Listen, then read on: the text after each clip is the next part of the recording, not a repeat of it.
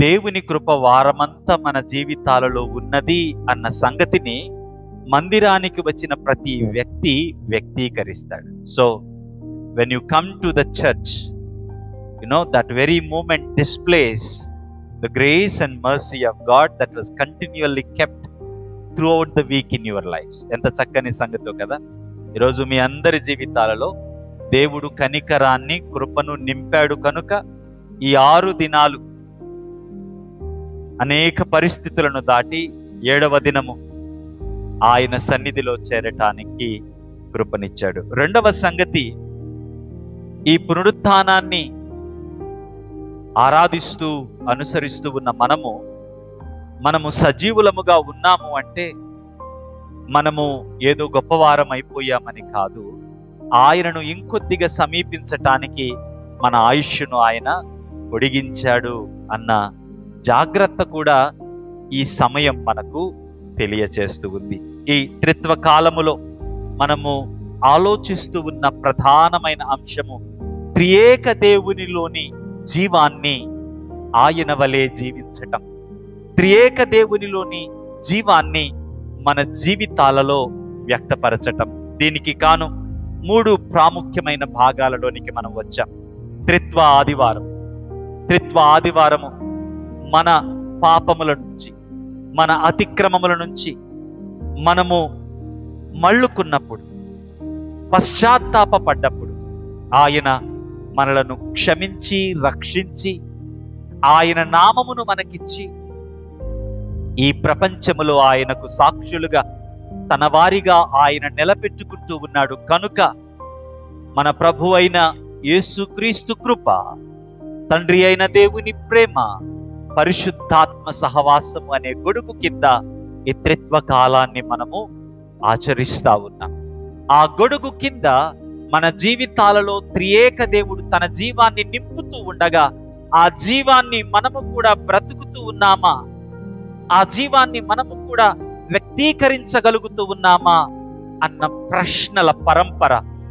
ఆ ప్రశ్నలలో మనలో కనపడుతూ ఉన్న లోట్లు, మనలో కనపడుతూ ఉన్న వెలితి, వాటిని దాటటానికి దేవుడు అనుగ్రహించిన కృప, వీటిని ప్రతి వారము మనము ధ్యానిస్తా ఎంత గొప్పగా దేవుడు మనలను ప్రేమిస్తూ ఉన్నాడు అని చూడగలుగుతున్నాం కదండి. ఎంత సంతోషకరం. త్రిత్వ ఆదివారము దాటిన తరువాత మొదటి 5 వారాలు ఒక భాగముగా మనము పరిశీలన చేసి, రక్షించిన దేవుడు తన కృపనిచ్చి మన జీవితాలలో ఉన్న ప్రతి అబద్ధాన్ని మన అంతరంగములో అద్దము పట్టినట్లుగా మనకే కళ్ళకు కట్టినట్లు చూపించాడు.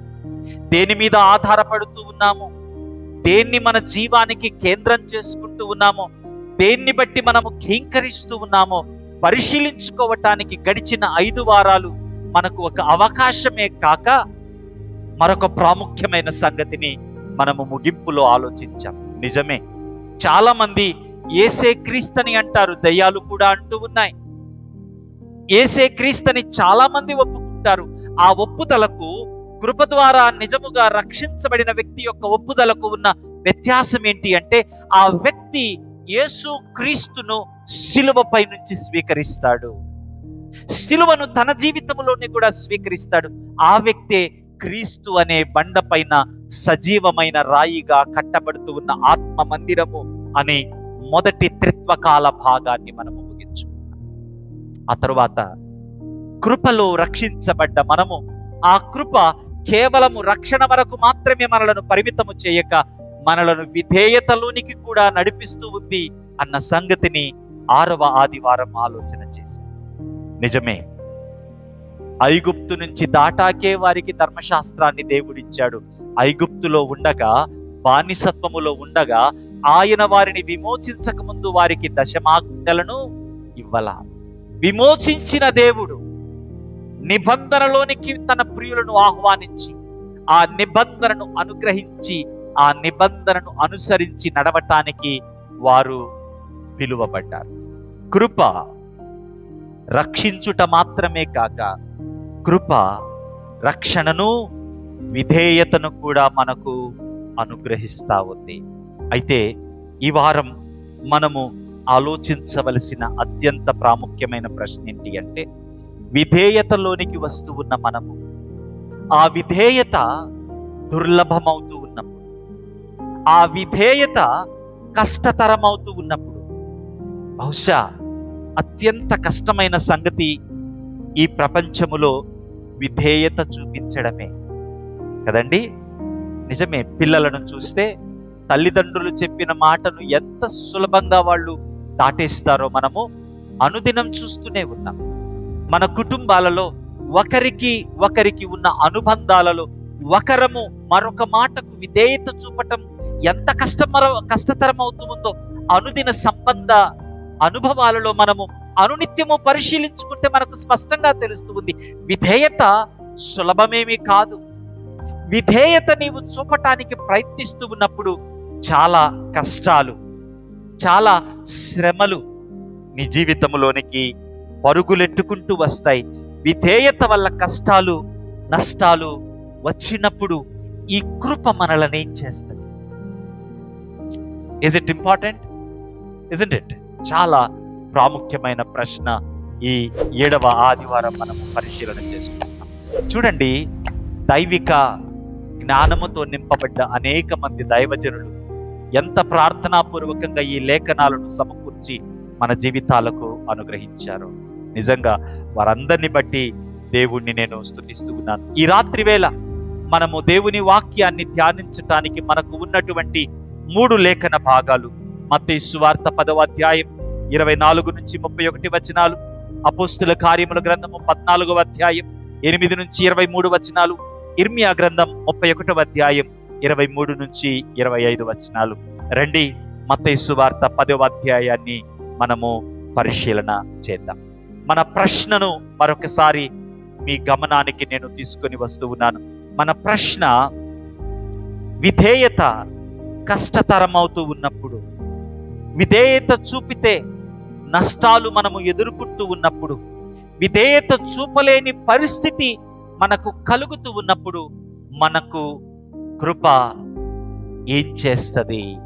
మన జీవితాలలో కృప ఎలా నిలవబోతూ ఉంది? సమాధానం ఏంటి అంటే, ఈ దేవుని కృప మనలను మన కష్టాలలో, నష్టాలలో మనకు కలిగే భయాలను తొలగిస్తుంది.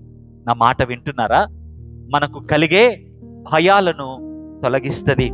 2, మనము వారి మీద వీరి మీద ఆధారపడి వారిని వీరిని మెప్పించాలి అనే భ్రమలో బ్రతకకుండా, ఆ కట్టుబాట్లలోనికి వెళ్ళిపోకుండా స్వేచ్ఛను, స్వాతంత్ర్యాన్ని దేవుని కృప మనకు అనుగ్రహిస్తుంది.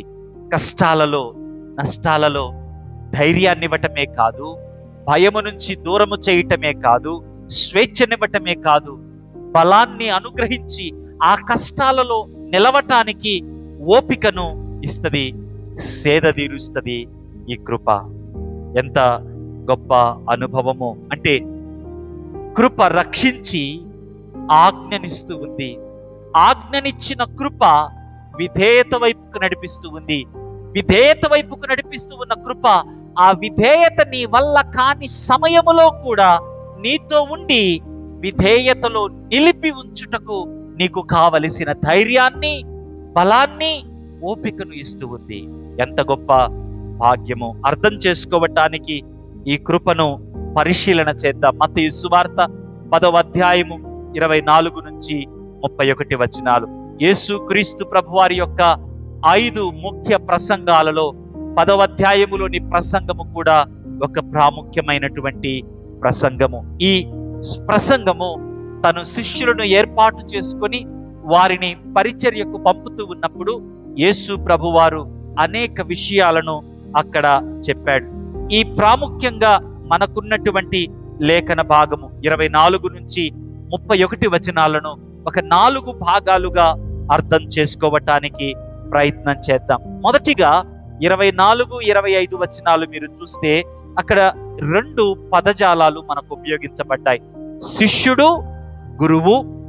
శిష్యుడు, బోధకుడు. 2, దాసుడు, యజమానుడు.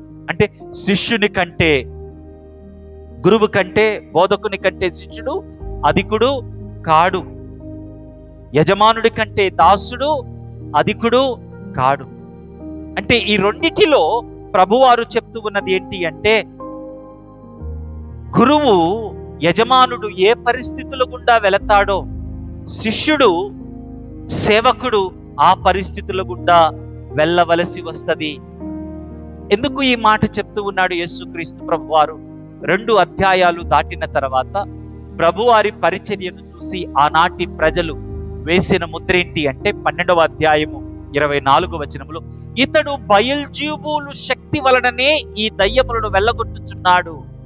అంటే యేసుక్రీస్తు ప్రభువారికి వారిచ్చిన పేరేంటి అంటే, దయ్యములకు అధిపతి ఇతను. ఆయనను అవమానించారు, శిలువపైకి పంపించారు, ఆయనను అర్థం చేసుకోలా, ఆయన ఉద్దేశాలను తప్పు పట్టారు. అంటే ఏం చెప్తూ ఉన్నాడు క్రీస్తు ప్రభువారు? క్రీస్తును వెంబడించడం అంటే, ఆయనకు ఈ లోకం ఎటువంటి గుర్తింపును ఇచ్చిందో ఆయనను వెంబడించువారు కూడా అదే గుర్తింపులోనికి ప్రయాణిస్తూ ఉన్నారు. ఆ గుర్తింపులోనే, ఆ అడుగు జాడలలోనే అడుగులు వేస్తూ ఉన్నారు.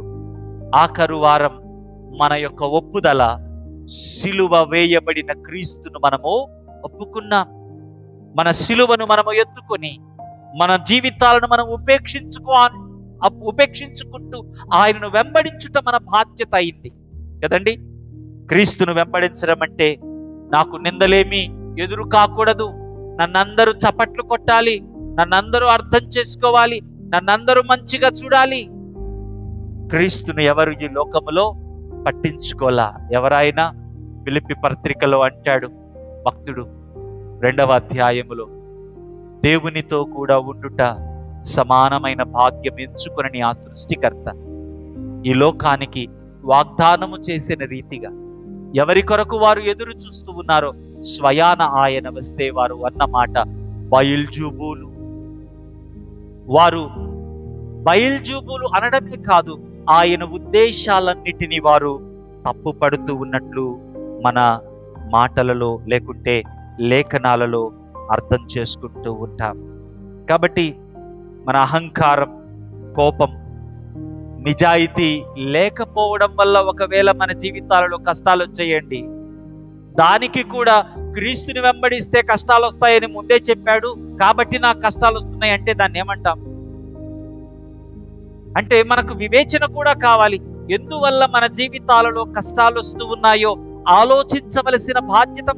క్రీస్తులాగా జీవించడం వల్ల నీ జీవితాలలో కష్టాలు వస్తే అవి ఇక్కడ మాట్లాడుతుంది. నీవు చేస్తూ ఉన్న తప్పుల వల్ల నీకు కలిగే కష్టాలకు, క్రీస్తును అనుసరించడం వల్ల నీకు కలిగే కష్టాలకు మధ్య తేడాను నీవు అర్థం చేసుకోవాలి. ఆయనను అర్థం చేసుకొని ఈ లోకం, ఆయనను తృణీకరించినటువంటి ఈ లోకం నిన్ను అర్థం చేసుకుంటది అని అనుకోవడం నీ భ్రమ. నిన్ను తృణీకరించదు అని అనుకోవడం నీ భ్రమ. ఆయన ఎంతగా అపార్థం చేసుకోబడ్డాడు, ఎంతగా తృణీకరించబడ్డాడు. ఆయన కుటుంబం ఆయన అపార్థం చేసుకుంది, ఆయన కుటుంబం ఆయన తృణీకరించింది. ఆయన పుట్టిన ఊరు, ఆయన పెరిగిన ప్రదేశం ఆయన్ని అపార్థం చేసుకుని తృణీకరించింది. ఆయన కొరకు ఎదురు చూసిన ప్రజలు ఆయన్ని అపార్థం చేసుకుని ఆయనను తృణీకరించారు. ఆయన చేత మేలు పొందిన వారు సైతం ఆయనను అపార్థం చేసుకుని ఆయనను తృణీకరించారు. ఆయన శిష్యుడివిగా, ఆయన దాసునివిగా నీవు అదే మార్గములో అడుగులు వేయవలసిన వాడవై ఉన్నావు అన్న సంగతిని మరిచిపోవద్దు. 26, 27 వచనాలకు వస్తే, మత్తయి సువార్త 10వ అధ్యాయం 26, 27 వచనాలకు వస్తే, కాబట్టి మీరు వారికి భయపడకుడి. కాబట్టి మీరు ప్రజల అభిప్రాయాలను తెలుసుకోవడానికి ప్రయత్నాలు చేయవద్దు. ప్రజలను సంతోష పెట్టడానికి ప్రయత్నాలు, వాళ్ళేమనుకుంటారో వీళ్ళేమనుకుంటారో, వాళ్ళు ఏమనుకోవడం వల్ల నీకు ఒరిగేదేమీ లేదు. Nothing is going to happen if somebody thinks something about you. ఇక్కడ 3 ప్రాముఖ్యమైన విషయాలు మాట్లాడుతూ ఉన్నాడు. 1, మరుగైనది ఏదియు తేటపరచబడకపోదు, రహస్యమైనది ఏదియు తెలియబడకపోదు. ఇది ఒక విషయం. అంటే ఏ విషయమైతే అసత్యముగా ప్రచురము చేయబడుతూ ఉందో అది ఒకవేళ సత్యమైతే సత్యము బయటికి వచ్చి తీరుద్ది. సత్యాన్ని దాచగలిగిన శక్తి ఎవరికి లేదు. First thing. సెకండ్ థింగ్, చీకటిలో చెప్పబడేది వెలుగులోనికి తేబడతది. రహస్యముగా చెప్పబడేది బహిరంగంగా అనౌన్స్ చేయబడతది. నిజమే, యేసుక్రీస్తు ప్రభువారు జీవించిన కాలమంతా ఆయన చెప్పిన మాట, నేను తండ్రి యొద్ద నుంచి వచ్చిన వాడను, నేను దేవుడను, ఐ యామ్, నేను మిమ్మల్ని విమోచించుటకు వచ్చిన వాడను, నేను సృష్టికర్తను. ప్రతి పర్యాయము క్రీస్తు తన యొక్క గుర్తింపును ప్రకటిస్తూనే వచ్చాడు. క్రీస్తును, ఆయన చెప్పిన సత్యాన్ని వారు అబద్ధం అన్నారు. కాబట్టే నీవు బయల్జీబులు యొక్క అధిపతివి అన్నారు. కాబట్టే రాళ్ళు తీసుకొని చంపటానికి ప్రయత్నం చేశారు. కాబట్టే దేవదూషణ చేస్తూ ఉన్నాడు అన్నారు. కాబట్టే ఆయనను అవమానపరిచారు, హేళన చేశారు. తుదకు తీర్పుకు తీసుకుని వెళ్ళి మరణానికి అప్పగించారు. అయితే మరణము సత్యాన్ని బంధించి ఉంచలేకపోయింది. ప్రియదేవుని సంగమా, మరణము సత్యాన్ని బంధించి ఉంచలేకపోయింది. భూగర్భములో దాటి పెట్టబడ్డ ఆయన పార్థివ దేహము జీవముతో కూడా తిరిగి లేచి దేవుని సాక్ష్యముగా సత్యము ఈ ప్రపంచము ఎదుట తిరిగి ప్రకటించబడింది. మరుగయున్నది ఏది కూడా దాచబడి ఉండే పరిస్థితి ఉండదు. It is going to come out one day. నీ జీవితంలో కూడా don't seek the approval of people. నీ లైఫ్ లో ఉన్న నిజం బయటకు వచ్చి తీరుతుంది, వాట్ ఎవర్ ఇట్ ఈస్. రెండు, అనేక సంగతులు యేసు ప్రభు వారు ఆయన జీవించిన కాలములో తన ప్రియులకు చెప్పాడు, రహస్యంగా చెప్పాడు, చీకటిలో చెప్పాడు. ఆ సంగతులన్నీ ఆయన సత్యముగా పునరుద్ధానుడై తిరిగి లేచినప్పుడు చీకటి సంగతులు వెలుగులోనికి తేబడ్డాయి. గుసగుసగా విన్న సంగతులు ప్రాణము పోయేంతగా బిగ్గరగా కేకలు వేస్తూ బయటకు బహిరంగంగా ప్రకటించబడ్డాయి. నీ జీవితంలో కూడా భయపడవద్దు, భయపడవద్దు. ప్రజలు నీ మీద నింద మోపినప్పుడు భయపడవద్దు. ప్రజలు నిన్ను అవమానించినప్పుడు భయపడవద్దు. నీ జీవితంలోనికి పొరలి పొంగి వచ్చినటువంటి పరిస్థితులను చూసి దిగులు పడవద్దు. సత్యము ఒకరోజు బయటికి వచ్చి తీరుతుంది. రహస్యము ఒకరోజు బహిర్గతం చేయబడతది. వెలుతురు నీ మీద ప్రకాశిస్తుంది. బహిరంగంగా నీ యొక్క గొప్పతనము బయటికి తేబడతది. One day there is time that is appointed. మిద్దెల మీద ప్రకటించబడుతుంది. ఇప్పుడు ఆలోచించాల్సిన ప్రశ్న ఏంటంటే, పాస్టర్ గారు మీరు తెల్లంగి వేసుకున్నారు, మీరంటే ప్రకటిస్తున్నారు, మరి మేము కూడా ఎలా ప్రకటించాలి? దేవుడు నీకు ప్రకటించే బాధ్యతనిస్తే సంతోషం. ఒకవేళ నీవు ఇలా కూర్చొని కూడా సత్యమాడుతూ, నిజాయితీగా మాట్లాడుతూ, అవినీతిగా దూరంగా ఉంటూ, ఇతరులను క్షమిస్తూ, కుటుంబములో నమ్మకంగా ఉంటూ, కష్టాలలో ఉన్న వారికి సహాయం చేస్తూ, అన్యాయములో పాలు పంచుకొనకుండా క్రీస్తులాగా నీవు కూడా ఇలా బహిరంగంగా శిష్యులు చేసిన ప్రకటనను నీవు కూడా చేయవచ్చు. సామాన్య విశ్వాసి కూడా క్రీస్తు అడుగుజాడలలో సత్యాన్ని బహిర్గతం చేస్తూ, బహిరంగంగా క్రీస్తు గురించి జీవితమనే సాక్ష్యాన్నిస్తూ ముందుకు సాగగలడు. తర్వాత 28వ వచనంలో అంటూ ఉన్నాడు, మరియు ఆత్మను చంపనేరక దేహమునే చంపువారికి భయపడుకుడి. నీ మీద పూర్తి అధికారం ఉన్నది కేవలము దేవునికి మాత్రమే. ఒకవేళ నీ ఉద్యోగములో నీకు ప్రజలు సమస్యలు క్రియేట్ చేయగలరేమో, నీవున్న ఇంటి ఇరుగు పొరుగు వారు నీకు సమస్యలు క్రియేట్ చేయగలరేమో, నిన్ను పరిపాలిస్తూ ఉన్న పాలకులు నీకు సమస్యలు, సడన్ గా వాళ్ళు తీసుకున్న డెసిషన్స్ ద్వారా నీ జీవితం బుగ్గిపాలు కావచ్చేమో. I don't know. కానీ డు నాట్ ఫియర్ దెమ్. ఈ లోకములో నీకు ఎదురయ్యే పరిస్థితులను బట్టి భయపడకు. కారణం, మహా అంటే to the proximity what can they do? They only can kill you. That is the proximity they can extend there strength. వారి బలాన్ని కేవలము అంతవరకు మాత్రమే వారు వినియోగించగలరు. ఇక్కడ భయపడొద్దు అంటూ ఉన్న మాట మనము ఆలోచన చేయాలి. భయపడడం అంటే ఏంటి? ఇక్కడ రెండు మాటలు మనకు మాట్లాడుతూ ఉన్నాడు. భయపడకుడి అంటూ ఉన్నాడు, భయపడుడి అంటూ ఉన్నాడు. ఎవరికి భయపడొద్దు?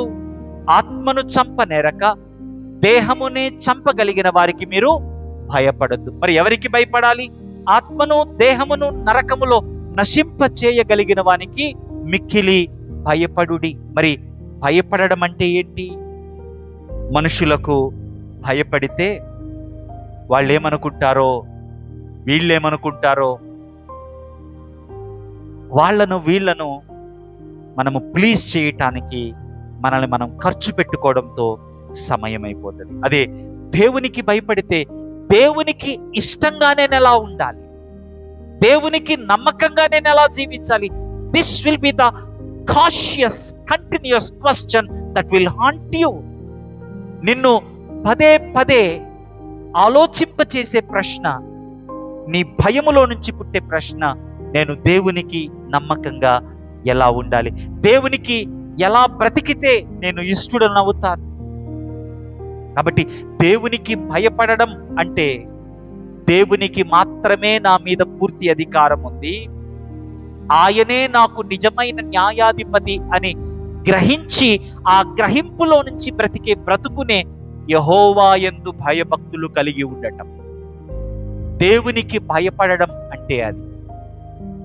ఆయన నా సృష్టికర్త, నన్ను తీర్పులోనికి తెచ్చువాడు ఆయనే నా నిజమైన న్యాయాధిపతి అని పూర్తిగా అర్థం చేసుకున్న దానిలో నుంచి నీవు బ్రతికే బ్రతుకును దేవునికి భయపడడం అంటారు. మరి ధైర్యం ఏంటి? భయపడటం ఏంటో అర్థం చేసుకున్నాం. ధైర్యంగా ఉండడం అంటే ఏంటి? ధైర్యంగా ఉండడము అంటే అసలు భయము లేకుండా ఉండటం కాదు. భయం వేస్తూ ఉన్నా సరే, కలుగుతూ ఉన్న నష్టాలు, దేవునికి విధేయత చూపుట వలన నీకు కలుగుతూ ఉన్న నష్టాలు, కలుగుతూ ఉన్న శ్రమలు నిన్ను భయపెడుతూ ఉన్నా సరే, ఆ భయము మధ్యలో నుంచి దాటి దేవుని ఆజ్ఞకు లోబడటానికి నువ్వు ఒక అడుగు ముందుకు వేస్తావు చూసావా, దాన్ని ధైర్యంగా ఉండటం. నాకు కండుంది, నేను నిరగదీస్తాను అని చెప్పడం కాదు ధైర్యం ఉండడం అంటే. ఆ కండ ఉడిగిన రోజు ఏమవుతుంది? కండ అందరికీ ఉంటది. ఎముకలో సత్తువ తగ్గిన రోజు ఏమవుతుంది? సో ద క్వశ్చన్ ఈజ్, ధైర్యంగా ఉండడము అంటే అస్సలు భయము లేని జీవితాన్ని విశ్వాసము చెప్పట్లేదు. ఇప్పుడే మనం విన్నాం, యజమానుడు ఏ మార్గము గుండా వెళ్ళాడో దాసుడు అదే మార్గము గుండా వెళతాడు, బోధకుడు ఏ మార్గము గుండా వెళ్ళాడు శిష్యుడు అదే మార్గము గుండా వెళ్ళాడు. నన్ను బయల్జీవులు అంటే మిమ్మల్ని కూడా, నన్ను సిలువ వేశారు మిమ్మల్ని కూడా. కాబట్టి భయపడొద్దు. ధైర్యంగా ఉండడము అంటే భయాల మధ్యలో, నష్టాల మధ్యలో దేవుని ఆజ్ఞకు విధేయత చూపటానికి నీకు కృప కలిగించే ఓపిక, దాన్ని గురించి ఇక్కడ మాట్లాడుతూ ఉన్నాడు. కాబట్టి భయం వేస్తున్నా సరే దేవుని ఆజ్ఞకు లోబడి ముందడుగు వేయడమే నిజమైన ధైర్యం. వణుకుతూనైనా సరే సత్యం పక్షాన నిలవటమే దేవుని పట్ల ఉన్న అసలైన భయభక్తులు. I truly don't know how many of you are relating this. ఆలోచన చేయండి. ఎన్నోసార్లు కృప మనలను ఈ మార్గము గుండా నడిపించింది, ఇంకా కృప మనలను నడిపిస్తూ ఉంది. 29 నుంచి 31 వచనాలు చూస్తే, పరలోకపు తండ్రి సంరక్షణలో మన భద్రత ఉన్నది, భయపడకుడి, మీ జీవితము ఆయన చేతిలో ఉన్నది అన్న సంగతిని చాలా స్పష్టంగా ప్రభువారు చెప్తున్నారు. 2 విషయాలు చెప్తున్నారు ఇక్కడ. ఒకటి, విలువ లేవు అనబడుతూ ఉన్న పిచ్చుకలు, 2 అసలు లెక్కింపబడలేవు అన్నటువంటి వెంట్రుకలు. ఈ రెండిటిని తీసుకొని వచ్చి ఆయన చెప్తూ ఉన్న మాట, తండ్రి సెలవు లేక పిచ్చుకలలో ఒకటి కూడా నేల రాలదు, మీ తల వెంట్రుకలన్నీ లెక్కింపబడి ఉన్నవి. ఇప్పుడు ఆ మాట చదవండి, నెక్స్ట్ మాట ఏముంది? గనుక అది. సో భయపడకుడి అని పైన మాట్లాడిన మాటలన్నిటి వెనక ఉన్న భావన ఏంటి అంటే, మీరు తండ్రి చేతిలో భద్రంగా ఉన్నారు. అంటే పిచ్చుక రాలాలి అంటే ఎంత ఇన్సిగ్నిఫికెంట్ థింగ్ అది. తల వెంట్రుక. ఈరోజు అందరూ ఆరాధనకు వచ్చిన వాళ్ళందరూ తలస్నానం చేసి వచ్చారు, సంతోషం, చక్కగా కనపడుతూ ఉన్నారు. ఎన్ని తల వెంట్రుకలు రాలే ఏరు పెట్టుకొని వచ్చారా? కౌంట్ చేశారు ఎవరన్నా? So insignificant. అది చాలా మనకు పట్టని విషయం అది. బట్ దేవుని సన్నిధిలో వాటి లెక్క ఉన్నది. నిన్ను గుంపులో ఒకటిగా ఆయన చూడట్లా. గుంపులో నీవు ఉన్నప్పటికీ నిన్ను వ్యక్తిగతంగా ఎరిగిన దేవుడు. ఎంత వ్యక్తిగతంగా ఎరిగిన దేవుడు అంటే, నీ very insignificant things of your life నీవు కూడా పట్టించుకొని నీ జీవితంలో నీ సంగతుల విషయంలో ఆయన జాగ్రత్త కలిగి ఉన్నాడు. He has knowledge of all those insignificant things that you don't care. నీవు పట్టించుకొని వాటిని సహితం ఆయన పట్టించుకునేంత ఆసక్తి కలిగిన దేవుడు నీవు నేను ఆరాధిస్తూ ఉన్నటువంటి దేవుడు. కాబట్టి మీరు భయపడకుడి. నెక్స్ట్ స్టేట్మెంట్ ఏంటండి అక్కడ? మీరు శ్రేష్ఠులు. You are valued.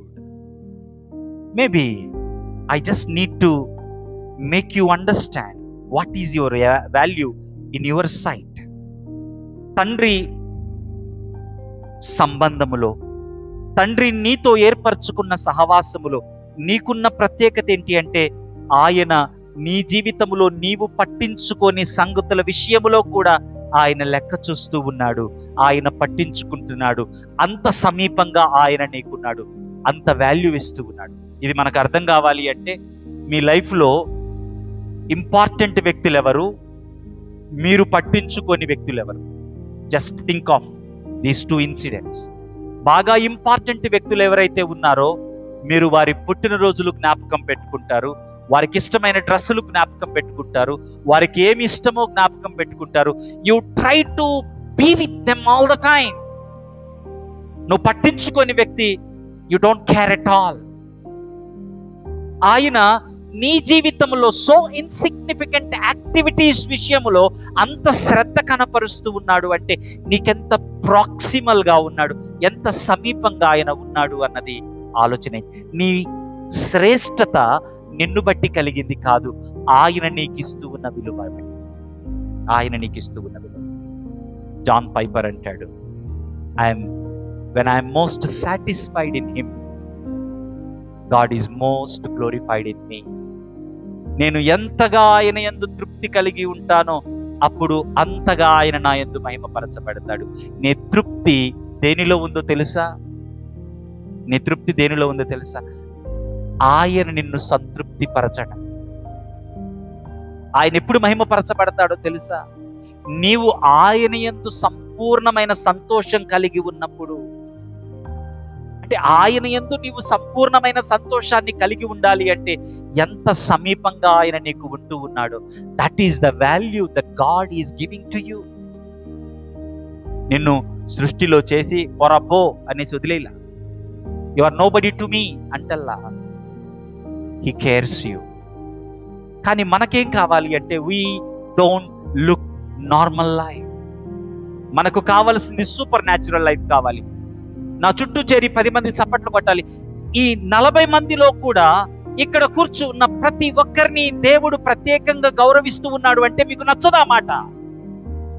ఎప్పుడు నచ్చుద్ది అంటే, నిన్ను సింహాసనం ఎక్కించి కూర్చోబెడితే అప్పుడు అనిపిస్తుంది నీకు, అరే నీ లైఫ్ లో మోస్ట్ ఇన్సిగ్నిఫికెంట్ యాక్టివిటీస్ లో ఆయన జోక్యం చేసుకునేంత ప్రేమ, ప్రత్యేకత నీ పట్ల కలిగి ఉన్నాడంటే, you don't get that into your mind, you don't sink it into your mind. See, culture మనల్ని ఏం చేసిందో చూడండి. We look to the things which are fading, finite, temporal, and we try to exchange them with the permanent things, eternal things, valued things. That's the lenses of the culture that is in our life. దేవుని ప్రేమను ఈ లోకపు దృక్కోణంలో నుంచి అర్థం చేసుకుంటూ ఈ లోకంలాగా దేవుడు వ్యవహరించాలి అని కోరుకుంటాం. You will never understand God in that manner, and God's relation with you in any manner. దయచేసి గ్రహించండి. కాబట్టి మీరు పిచ్చుకలు కంటే శ్రేష్ఠులు అన్న మాటను చెప్తా ఉన్నాడు. ఇక్కడ ఎందుకు భయపడొద్దు మీరు అనంటే కారణం ఆయన మిమ్మలను వాల్యూ చేస్తూ ఉన్నాడు కనుక, ఆయన దృష్టిలో మీరు ఉన్నారు కనుక. కాబట్టి ప్రజలు మిమ్మల్ని నిందిస్తూ ఉన్నారా? ప్రమాదాలు మీ జీవితంలోనికి పొంగి పొరలి వస్తూ ఉన్నాయా? నిందలు మోపుతూ ఉన్నారా? అపజయాలు నిన్ను మృంగివేస్తూ ఉన్నాయా? బ్రతకటానికి ఇన్స్పిరేషన్ దొరకట్లేదా? పైకి నవ్వుతూ ఉన్నావు, లోపల అవమానాన్ని అనుభవిస్తూ ఉన్నావా? Remember, you are value in the sight of your creator. నిన్ను సృష్టించిన సృష్టికర్త దృష్టిలో నీవు శ్రేష్టమైన దానవు, శ్రేష్టమైన వాడవు. ఇది నీకు అర్థం కావలసిన విషయం. కాబట్టి పై వచనంలో అన్నాడు, శరీరమును మాత్రమే చంపగలిగిన వారికి భయపడకండి. అంటే ఒక్కోసారి అనిపిస్తుంది ఏంటి అంటే, ఎంత కష్టాలు పాలైతే అంత పరలోకానికి వెళ్తారు అని. తప్పదు. కష్టాలు నీకు పరలోకాన్ని, అవి ఎంట్రీ కాదు, గ్యారంటీడ్ టికెట్ కాదు. కృప ద్వారా రక్షించబడుతూ ఉన్నాం, కష్టాల ద్వారా కృపలో నిలిపి ఉంచబడతావు. కృప ద్వారా రక్షించబడుతూ ఉన్నాం, కష్టాల ద్వారా రక్షణలో నిలిపి ఉంచబడుతూ ఉన్నాం. Try to understand this. కృప ద్వారా ఉచితంగా రక్షించబడుతూ మన జీవితంలో మన తప్పుల వల్ల లేకుంటే క్రీస్తును అనుసరించడం వల్ల మనకు కలుగుతూ ఉన్న కష్టాలలో రక్షణలో నిలిపి ఉంచబడుతూ ఉన్నాం. కారణం ఏంటి అంటే, కృప ద్వారా రక్షించబడ్డ మనము అదే కృప ద్వారా ధైర్యాన్ని పొందుకొని ఈ రక్షణలో కొనసాగటానికి బలవంతులమవుతూ ఉన్నాం. So your persecution, your troubles are empowering you to walk in this salvation. రెండవ లేఖన భాగాన్ని మనము ఆలోచన చేస్తే, అపోస్తల కార్యముల గ్రంథము 14వ అధ్యాయము 8 నుంచి 23 వచనాలు. మత్తయి సువార్తికుడు తెలియచేసిన సంగతి, యేసు క్రీస్తును అనుసరించి మన జీవితాలలో శ్రమలు ఉన్నాయి. అయితే భయపడవద్దు, ధైర్యంగా ఉందా. కారణం, ఆయన దృష్టిలో మనము విలువైన వారం. ఆయన దృష్టిలో మనము విలువైన వారం కనుక ఈ జీవితములో ఎదురయ్యే ప్రతి పరిస్థితిని ఓపికతో దాటుతూ ఆయనను పోలి, బోధకుని పోలి, యజమానుని పోలి శిలువ మార్గములో నడవటానికి బలవంతులమవుదాం అని మత్తయి సువార్తికుడు చెప్తూ ఉంటే, కృప ఏ రీతిగా మనకు ఎదురయ్యే కష్టాలు ఎదురవుతాయని మత్తయి సువార్తికుడు చెప్తూ ఉన్నాడు. కృప ఏ రీతిగా ఆ కష్టాలలో మనలను జ్ఞానముతో నింపుతుందో, బలవంతం చేస్తూ ఉందో, బలపరుస్తూ ఉందో అపోస్తుల కార్యములు 14వ అధ్యాయం 8 నుంచి 23 వచనాలలో మనం చూస్తాం. ఇది మొదటి మిషనరీ ప్రయాణములో యూదుల సమాజ మందిరాలలో ప్రవేశించి బోధ చేసిన తరువాత 14వ అధ్యాయములో అన్యుల ప్రదేశంలోనికి, లుస్త్రా అనే ప్రాంతములోనికి పౌలు బర్నబాలు ప్రవేశించారు. ఇక్కడ మనము ఒక 5 భాగాలుగా ఈ విషయాన్ని ఆలోచన చేయవచ్చు. 8 నుంచి 10 వచనాలు మీరు చూస్తే, లుస్త్రలో పాదములు పడిపోయిన ఒక మనుష్యుడు ఉన్నాడు. అతడు పుట్టినప్పటి నుంచి. కానీ ఎప్పుడైతే పౌలు ప్రసంగిస్తూ ఉన్నాడో, పౌలు ప్రసంగాన్ని వింటూ ఉన్న అతనికి విశ్వాసం కలిగింది. ఏం విశ్వాసం అది? నన్ను రక్షిస్తాడు అంటే నాకు స్వస్థత కావాలి, నాకు స్వస్థతనిస్తాడు అని అతడు అనుకున్నాడు. అతనిలోని విశ్వాసాన్ని చూసి పౌలు అతన్ని స్వస్థపరిచాడు. ఇప్పుడు స్వస్థపడకుండా రోగాలతో ఉన్న వాళ్ళందరి వైపు చూసి ఏం చెప్పాలంటే, ఏం చెప్పాలరా, వీళ్ళకి విశ్వాసం లేదని చెప్పాలి. చాలా మంది ఆల్రెడీ బయట చెప్తున్నారమ్మా. దాని ఉద్దేశం అది కాదు. చాలా మంది బైబిల్లో విశ్వాసులు, బలమైన విశ్వాసులు, కానీ అంతదాకెందుకు, స్వయాన పౌలు ఎంతో ప్రార్థన చేశాడు స్వస్థత కొరకు. ఆయనకు స్వస్థత కలగల. నా కృప నీకు చాలును. దేవుని ఉద్దేశం. ఆ వ్యక్తి స్వస్థపరచబడ్డాడు. అంటే మనం అర్థం చేసుకోవలసింది ఏంటంటే, ఇది మీరు ఒకవేళ ఈ వీడియోను మీరు విన్నప్పుడు ఈ పాయింట్ దగ్గరకు వచ్చి ఈ మాటలు మరలా రాసుకోండి మీ జీవితం. తమకు తాముగా ఏమీ చేసుకోలేని వ్యక్తుల జీవితాలలో దేవుని కృప ప్రవేశించి వారిని బలవంతులుగా చేస్తుంది. Remember the statement all the time. నీకు నీవు ఏమి చేసుకోలేవు. ఎఫెసీ 2:1, మీ అపరాధముల చేతను పాపముల చేతను మీరు చచ్చిన వారు, వాయుమండల సంబంధమైన అధిపతిని అనుసరిస్తూ ఉన్నవారు, స్వభావ సిద్ధముగా దైవోగ్రతకు పాత్రులు. నీకు నీవు ఏమీ చేసుకోలేవు. ఆ కుంటివాడు ఏ రీతిగా కూడా తనను తాను బాగు చేసుకోలేడు. అతని జీవితంలోనికి కృప ప్రవేశించింది. ఏ రీతిగా అతన్ని స్వస్థపరిచిందో మన జీవితాలలో కూడా దేవుని కృప ఆ రీతిగా మనలను బలపరుస్తుంది. ఎలా అన్నది మనము ఈ సమయంలో చూసుకుంటూ ఉన్నాం. తర్వాత ఎప్పుడైతే అతను స్వస్థపరచబడ్డాడో 10వ వచనంలో 11 నుంచి 13 వచనాలలో వెంటనే అక్కడున్న జనసమూహాల సంగతి చూసి ఒక్కసారి బెంబేలెత్తిపోయారు. వాళ్ళు అనుకున్నారు, దేవతలు మనుష్య రూపంలో ఇక్కడికి వచ్చారు అనేసి అనుకున్నారు. అనేసి జ్యూస్ అనే బర్నబాకు పేరు పెట్టారు.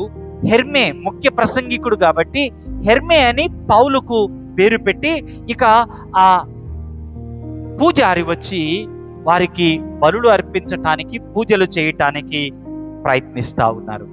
నేను ఒక మాట చెప్పనా, చాలాసార్లు మన జీవితాలలో మన కల్చర్లో నుంచి, మన స్వాభిప్రాయాలలో నుంచి, మన స్వంత అవగాహనలో నుంచి వాక్యాన్ని, దేవుణ్ణి అర్థం చేసుకోవటానికి చేసే ప్రయత్నాలు అపార్థాలకు దారితీస్తాయి.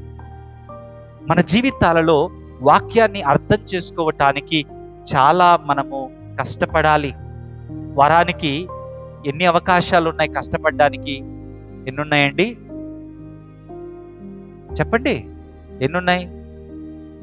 కవిత, వారానికి ఎన్ని అవకాశాలు ఉన్నాయి మనకు వాక్యాన్ని అర్థం చేసుకోవడానికి? గట్టిగా కనీసం అంటే 2 ఉన్నాయి. 1 ఆదివారపు ఆరాధన, 2 శుక్రవారము ప్రకటన గ్రంథ ధ్యానాలు. ఎంతమంది 2 గంటలు, ఆదివారం మహా అంటే ఎన్ని గంటల సమయం? 2.5 గంటలు మ్యాక్సిమం, లేదా 3 గంటలు రోజంతట్లో. శుక్రవారం 1 గంట, అంటే వారం మొత్తం 4 అవర్స్. వారంలో ఎన్ని గంటలు ఉన్నాయి? ప్రపోర్షనేషన్ చేయండి, పర్సంటేజ్ ఎంత వస్తుంది? 1% అని వస్తుందా? 10% వస్తుందా? ఏమో ఏం పర్సంటేజ్ వస్తుందా? లెక్కలు వచ్చి వాళ్ళు చెప్పాలి. What is the propitiation? And మీరు ఈ 2 కనీసం, ఈరోజు ఒక 20 సంవత్సరాల క్రితం క్రైస్తవ ఆరాధన విధానాన్ని ఆలోచన చేస్తే వాక్యానికి ఎంతో ప్రాధాన్యత ఉండేది. వారమంతా గృహ కూడికల్లో ప్రతి కుటుంబము చేరేది. కనీసం 2-3 ప్రార్థనల్లో చేరి వాక్యాన్ని ఆసక్తితో, శ్రద్ధతో వినే అనుభవాలు ఆనాటి జీవితాలలో, సంఘాలలో ఉండేవి. ఈరోజు పెరిగినటువంటి గందరగోళపు వాతావరణం, వేగవంతమైన జీవితం, అంత అవకాశాన్ని బట్ల కనీసం వారానికి 2 అవకాశాలను కూడా మనము, క్షమించండి ఈ పదజాలాన్ని నేను ఉపయోగిస్తున్నందుకు, వారు స్వయాన అక్కడ ఒక అద్భుతాన్ని చూశారు, కానీ వెంటనే దేవుని పేర్లు పెట్టేసి ఆరాధించటానికి ప్రయత్నిస్తున్నారు. దేవుని వాక్యం నాకుగా అర్థమైపోయింది అంటే నీ భ్రమ అది. అపోస్తుల బోధ యందు, సహవాసం యందు, ప్రార్థించుట యందు, రొట్టె విరుచుట యందు సంఘము ఎప్పుడు అలయక ఎందుకు ఉన్నది? That's how the order is. ఆ క్రమంలో మనము వెళ్ళాలి. కనీసము వాక్యమును అర్థం చేసుకోవటానికి ఆసక్తిని మనము కనపరచకపోతే ఎటువంటి జీవితంలో ఉన్నామనుకోవాలి? ఆలోచన మీరు చెయ్యండి. ఇక్కడ వాళ్ళు జ్యూస్ అని, హెర్మే అని పేరు పెట్టి తమ ఆచారాలలో నుంచి ఆ సంగతులు అర్థం చేసుకోవటానికి ప్రయత్నం చేస్తుంటే 14-18 వచనాలలో పౌలు బర్నబాలు వెంటనే తమ గుడ్డలు చించేసుకొని, అయ్యా మీరెందుకు ఇలా చేస్తూ ఉన్నారు? ఒక మాట చెప్పారండి వాళ్ళు, మేము మీ స్వభావము కలిగిన వారమే, మేము మీ వంటి స్వభావము కలవారమే. ఇంకొక మాట, ఈ వ్యర్థమైన వాటిని విడిచిపెట్టి. ఎప్పుడైతే ఈ 2 మాటలు మాట్లాడారో అప్పుడు దాకా పూజించాలనుకున్న వాళ్ళు, అప్పుడు దాకా చప్పట్లు కొట్టినవారు, అప్పుడు దాకా జ్యూస్ హెర్మే అనేసి గోలగోల చేసిన వాళ్ళు రాళ్ళు తీసుకున్నారు పౌలును కొట్టటానికి, బర్నబాను కొట్టటానికి. యునో, పౌలు ఎదుర్కొన్న మొట్టమొదటి పరీక్ష రాళ్ల దెబ్బ కాదు. పౌలు ఎదుర్కొన్న మొట్టమొదటి శ్రమ రాళ్ల దెబ్బ కాదు, ప్రజలు ఇచ్చిన ఘనత. ప్రజలు ఇచ్చిన ఘనతను అంతే సుతారంగా, అంతే సింపుల్గా దాన్ని ప్రక్కకు పెట్టాడు. ఆ ఘనతను దేవునికి ఇచ్చాడు. వారిని సరిచేయటానికి ప్రయత్నం చేశాడు. ఎప్పుడైతే నిజమైన కృప నీ జీవితంలో ఉంటుందో, దేవుడు మొట్టమొదట ఇచ్చే లక్షణం ఏంటి అంటే తగ్గింపు. Humility is the fundamental quality of the grace. కృప యొక్క ముఖ్య లక్షణము దీనత్వము, సాత్వికం. దీనులై దేవుని దారి నుంచి వీరు ప్రక్కకు వెళుతూ ఉన్నారని వస్త్రాలు చించుకొని వారిని హెచ్చరిస్తున్నారు, ఈ వ్యర్థమైన వాటిని విడిచిపెట్టండి, మేము కూడా మీ వంటి వారమే. వెంటనే రాళ్ళు తీసుకున్నారు, కొట్టారు. 19-20 వచనాలలో చనిపోయారు అని అనుకొని ఇస్సిరి ఊరి బయటకు తీసుకుని వెళ్ళి పారేశారు. అయితే పౌలు మరలా లేచి నిలబడ్డాడు. లేచి నిలబడి ఊరిలోనికి వచ్చాడు. వాక్యము విని రక్షించబడ్డ వారి దగ్గరకు వెళ్ళి మరింత వాక్యాన్ని వారికి చెప్పి వారిని బలపరిచారు. అనిపిస్తా ఉందేమో పౌలుకు లాగా మనము చేయాలి అని. ఇదే పౌలు మొదటి 5-6 వచనాలలో 14వ అధ్యాయములోని సమస్య మరణము పొంచి ఉంది అని అర్థమైనప్పుడు తప్పించుకుని వెళ్ళటాన్ని మనం చూస్తాం. నిజమైన కృప దేవుని స్వరాన్ని సరిగా వినేటట్లు చేస్తుంది. అంటే వివేచనతో కూడా ఉండి ప్రవర్తించటానికి నేర్పిస్తుంది. వారు అన్యుల ప్రాంతాలలో ఉన్నారు, వారికి దేవుని వాక్యము అందే అవకాశం లేదు, సమాజ మందిరాలు అక్కడ లేవు. కనుక వారిని అలా విడిచి వెళితే వారు విశ్వాస భ్రష్టులయ్యే ప్రమాదం ఉంది. కనుక తనకు కలిగిన బాధనంతటినీ ప్రక్కకు పెట్టి పౌలు బర్నబా లుస్త్రలోనికి వెళ్ళి అక్కడ క్రొత్తగా ప్రభువుని అంగీకరించిన వారిని రక్షణలో బలపరచటాన్ని మనము చూస్తాం. కాబట్టి విశ్వాసములో నిలకడగా ఉండటం చాలా ప్రాముఖ్యం. చూడండి, అక్కడ పౌలు చెప్పిన మాటలు చాలా ప్రాముఖ్యం. ఆ క్రింద శిష్యుల మనస్సులను దృఢపరచి, కనపడిందా మీకు?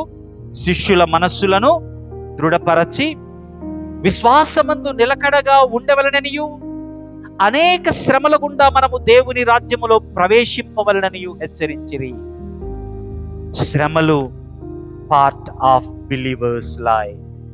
కాబట్టి ఒకవేళ క్రైస్తవ జీవితములో నీవు విశ్వాసివిగా నడుస్తూ ఉన్నప్పుడు లుస్త్రలోని ప్రజలు పౌలును రాళ్లతో కొట్టినప్పుడు నిన్నెవరు కొట్టకపోవచ్చు, నీ జీవితంలో రాళ్ల దెబ్బలు నీకేం తగలకపోవచ్చు. కానీ ఆర్థిక ఇబ్బందులు నిన్ను చుట్టుముట్టినప్పుడు, కుటుంబములో నెలకొన్న పరిస్థితులు నిన్ను మానసికంగా కృంగదీస్తూ ఉన్నప్పుడు, నీకు కలుగుతూ ఉన్న అపజయాలు, ఆర్థిక ఇబ్బందులు, చుట్టుపక్కల ఉన్నటువంటి పరిస్థితులు, వస్తూ ఉన్నటువంటి ఎండ్ డేట్స్, ఇవన్నీ నీ జీవితాన్ని కలగాపులగం చేస్తూ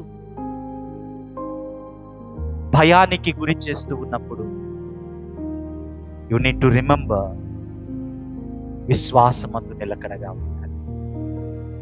ఈ భయాల మధ్యలోనే, ఈ వణకు మధ్యలోనే కృప ఈ శ్రమలలో నీకు ధైర్యాన్నిచ్చి నిలబెడతది.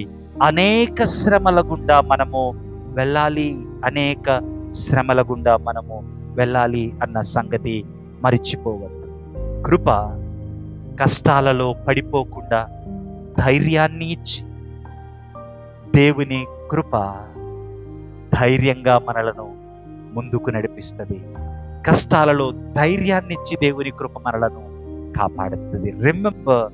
Remember the grace of God not only will make you obey, will also give you strength to continue in obedience as you are facing trouble.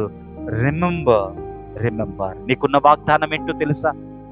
ఈరోజు ఉన్న పాత నిబంధన పాఠం ఇర్మియా గ్రంథము 31వ అధ్యాయము 23, 24, 25 వచనాలు. సందర్భాన్ని మీరు ఆలోచన చేస్తే, యెరూషలేము నాశనం చేయబడబోతూ ఉంది అని దేవుడు తీర్పు తీరుస్తూ ఉన్నాడు. చెరకొనిపోబోతూ ఉన్నారు అని దేవుడు తీర్పు తీరుస్తూ ఉన్నాడు. అయితే దేవుని తీర్పుతో దేవుడు ఆగిపోలా.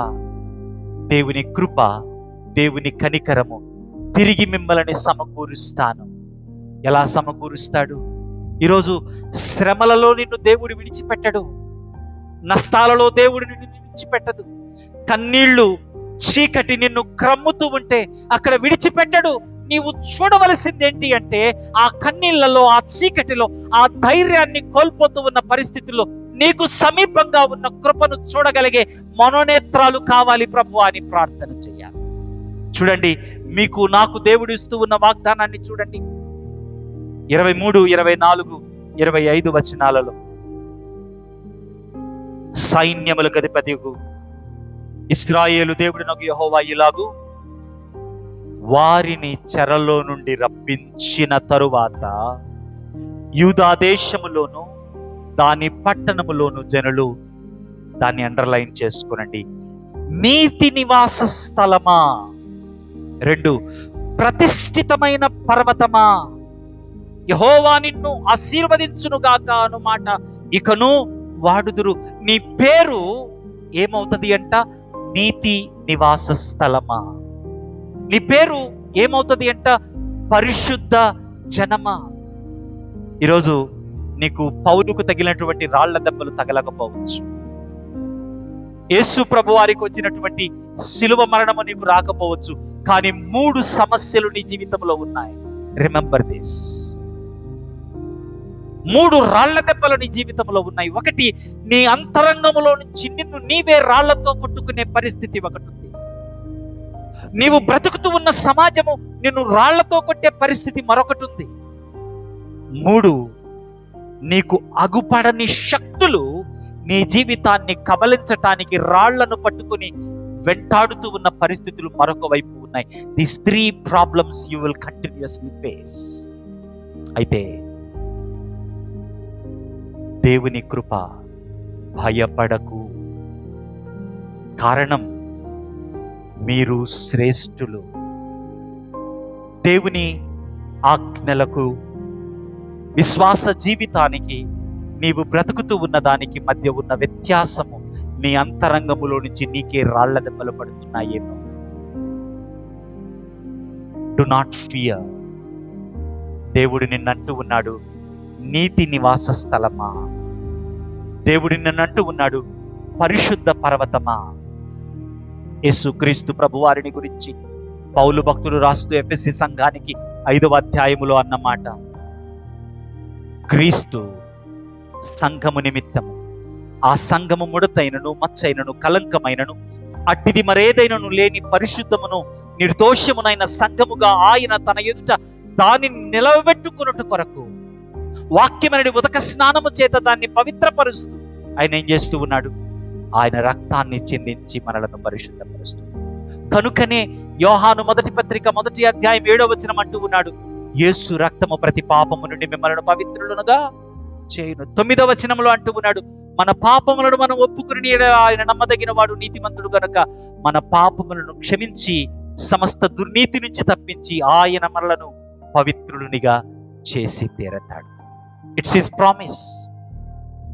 నీ ఇంటర్నల్ గా రాళ్ల దెబ్బలు నీకు తగులుతూ ఉంటే, ఇంటర్నల్ గా రక్తం నీకు కారుతూ ఉంటే, ఇంటర్నల్ గా ప్రభువుని దూరంగా చేసుకోవటానికి నీవు భ్రమపరచబడతా ఉంటే, know this, do not fear, do not fear. నీ మనస్సు నీకు చెప్పే అబద్ధం ఏంటి అంటే, నీవు విలువలేని వాడవు. But look to your saviour. నీ రక్షకుని వైపు చూడు. శిలువలో ఆయన నీ కొరకు ప్రాణం పెట్టి రక్తం కార్చాడు. ఆయన అంటూ ఉన్నాడు, నా ప్రాణము ఎంతో, నీవు కూడా నాకు అంతే అంటూ ఉన్నాడు. Do not forget this truth. ఈ సత్యాన్ని నీవు మరిచిపోవద్దు.